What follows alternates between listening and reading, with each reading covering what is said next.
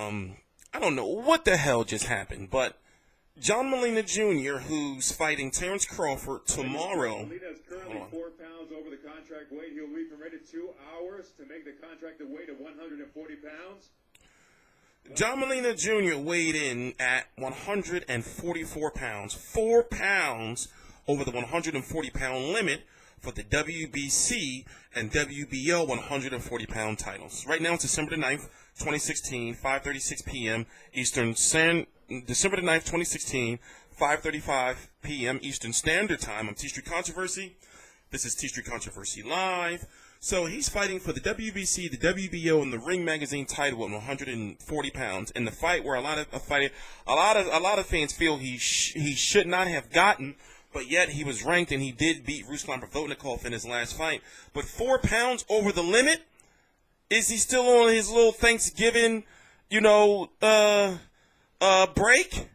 4 pounds? So this is one of the fights that's going to end the night. Remember, we have so many fights tomorrow, all the way from Dylan White, Derek Chisora, Joseph Parker, Andy Ruiz. We got Abner Maris Cuellar, and then we got HBO. We got this fight along with Mason Menard and Ray Beltran. And John Molina, he just, of course they're going to say it's unprofessional. And I'm wondering, what the hell? What was 4 pounds? 4 pounds. He ain't going to be able to lose no 4 pounds in no 2 hours. 4 pounds? 2 pounds. If somebody's a pound over the limit, they're like, whoa, a pound, oh my God. That's big business. But 4 pounds? I don't know what's going on.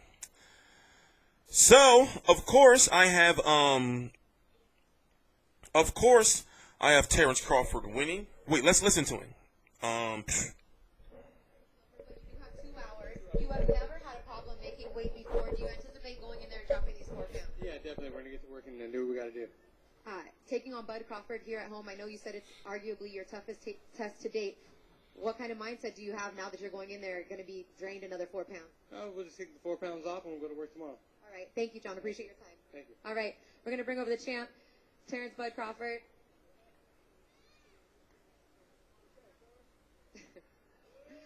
All right, Terence. When you're up there against an opponent that comes in 4 pounds overweight, does that change anything in your mindset, in your game plan? What do you think about that? He the one that got to lose it, not me. Right. So does that change anything in your game plan? Not at all. You prepared extremely well for this fight. You know that John Molina is the type of fighter that could be dangerous in the later rounds. Does the fact that he's maybe had a little bit of trouble making weight this time factor in? I'm not worried about it. Like I told you before, I'm ready for whatever he brings tomorrow, and I stick with that. You get an opportunity to get your 3rd fight in, something that a few of the other guys that are in the running for Fighter of the Year haven't got. What kind of show could they expect from the 2016 Fight of the Year tomorrow night right here in Omaha? Great show. I'm looking to put on a tremendous show, and I'm grateful that everybody came out to support. I appreciate everybody. And tomorrow we're gonna live it up, and then we're gonna party afterwards. All right. Thank you, Terence. Appreciate it. Thank you. All right. That's Terence. Do you think that he can lose? That wraps it up. Do you think that he can lose 4 pounds in 2 hours? I mean, what's the most? I never heard of nobody lose no more than 2 pounds in 2 hours. I always heard that fighters will go back, they'll take a shit, take a piss, get in the sauna, get on the bike while they're in the sauna, taking a shit, taking a piss. But 4 pounds in 2 hours?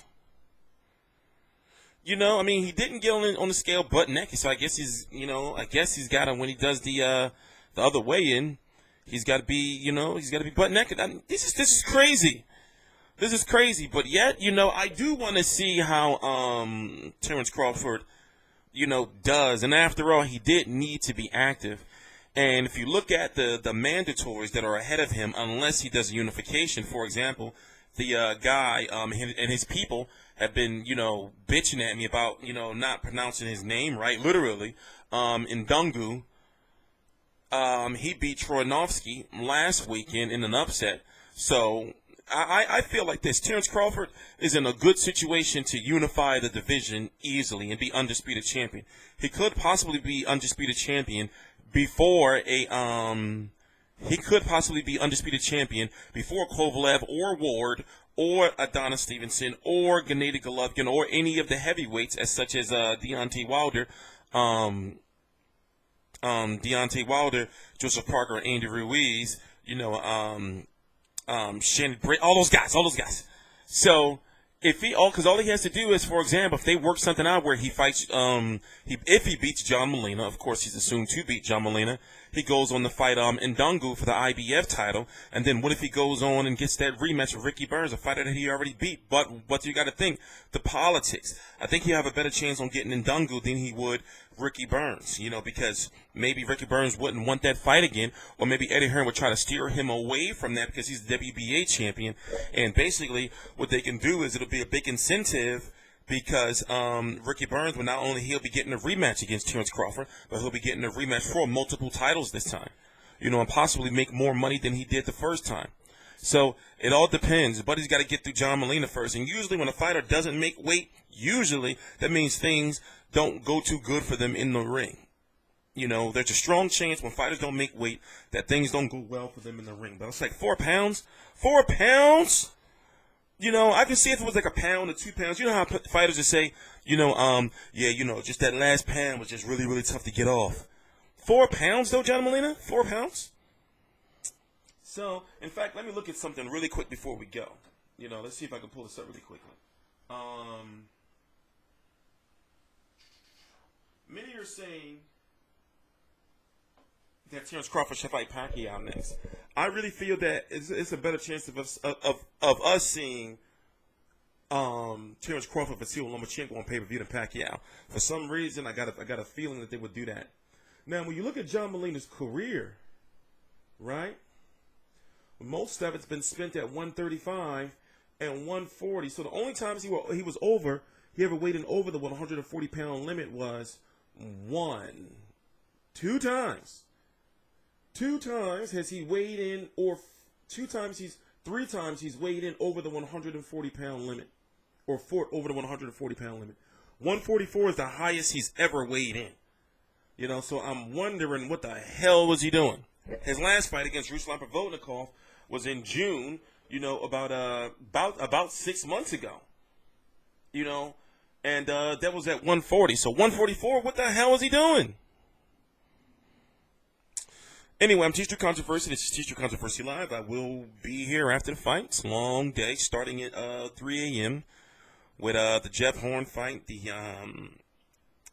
Joseph Parker, Andy Ruiz fight. I'm already getting tired. And then we got that matchroom card that has Caleb Smith, Scott Quigg, Yaffe, Dylan White, Derek Chisora, Luis Ortiz, David Allen, said Caleb already, Conor Benn. Then you have Anthony Joshua Molina. You have this card that has Ray Beltran, Mason Menard, John Molina, of course, Terence Crawford. Then you have Julio Cesar Chavez Jr. You have Alida Alvarez fighting somewhere. He's the number 1 contender. The guy that's going to be fighting Adonis Stevenson next. So it's a really, really busy day. And I know I missed some names, but it's a really, really busy day. So I'm TstreeT Controversy. This is TstreeT Controversy Live. If this is the final fight of the night, then I'll be doing a stream about an hour after this. Most likely, from my understanding, the Chavez Jr. fight may be the last fight of the night, but we'll see. So please subscribe. All links to my social media are right down below in the description box. I am TstreeT Controversy. This is TstreeT Controversy Live.